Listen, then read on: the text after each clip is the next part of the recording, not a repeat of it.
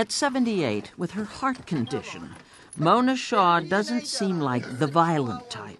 She and her husband Don live near Manassas, Virginia, and rescue old or disabled dogs. Comcast had screwed up their phone service. They just wanted it back. We had been down there. We had been to the office and asked to speak to the manager or a supervisor. They put us on a bench out in the hallway, said, "We'll get him for you." 2 hours later, they walked out and said, "Oh, he went home." That was a Friday in August 2007. By Monday afternoon, after a week without a phone, Mona Shaw was mad. Then I thought, okay, let's see, a hammer. See the pin on her collar? So I walked through it, past a whole bunch of people standing in line, and leaned over the counter and started smashing the tickets out of their computer and telephone. The one woman got up and ran. She just took off running. And I said, "Have I got your attention now?" Your call is important to us. Thank you for holding. Admit it, when you're on hold, in customer service hell, and the robotic voice tells you the average wait time is 89 minutes. Deep down, wouldn't you like to get out a hammer too? When we call, what we want is yes. That's it. Emily Yellen is the author of Your Call Is Not That Important to Us, a cold, hard look at customer service in the United States.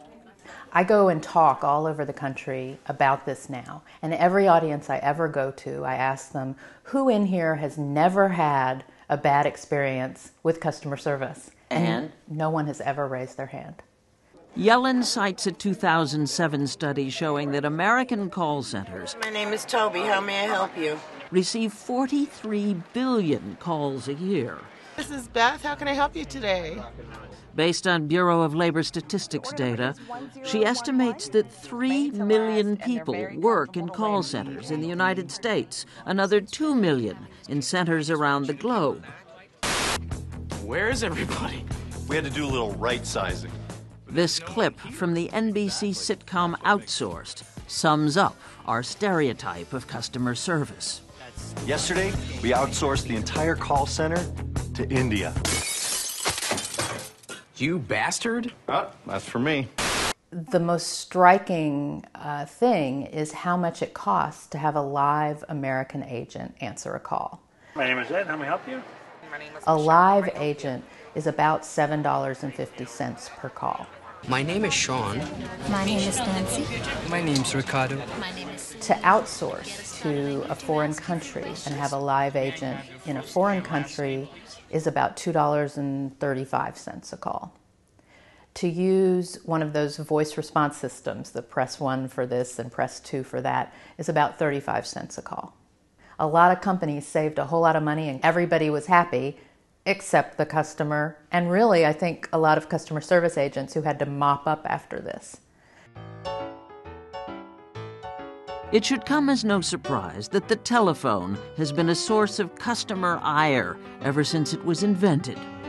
Boy operators manned the switchboards in those days. But they were so rude to callers, they were replaced by young women who became known as hello girls. In 1890, Mark Twain complained that his phone service in Hartford, Connecticut was the very worst on the face of the whole earth. He went on, and if you try to curse through the telephone, they shut you off. Today, that feeling of helpless rage has become an American fact of life. Michael Douglas in the film Falling Down could have been any of us. Yeah, well, hey, I'm really sorry. Yeah, well, hey, I'm really sorry, too. Get a gun! In the 4 times we've done the study, 70% or more of American households who say I had a problem with a product or service say that they experienced rage. Scott Bretzman runs customer care measurement and consulting in Alexandria, Virginia. Since 2003, together with Arizona State University, he's been publishing the Customer Rage Study. What's really telling is we also asked people, what did you get? And 60% of complainants, 60, said they got nothing in response to their complaint. Nothing. But that may be changing, thanks to the internet. Look at Paco on the beach, frolicking. A couple on vacation in Mexico adopted him.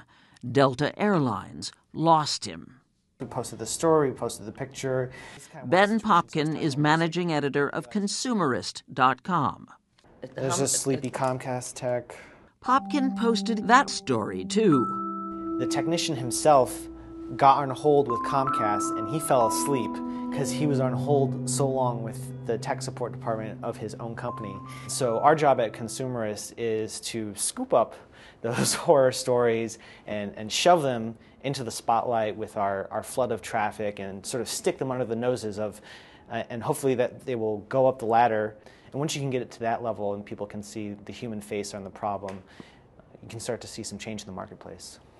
2 to 3 million people a month read the website, which was recently bought by the publisher of Consumer Reports. These days, an individual consumer can put their true tale out there and really start a PR firestorm for that company. Consumerist.com is just one of several internet sites forcing corporate America to pay attention. Our philosophy is we are about customer service. That's what we live and die by. Not all companies see customer service only as a necessary evil.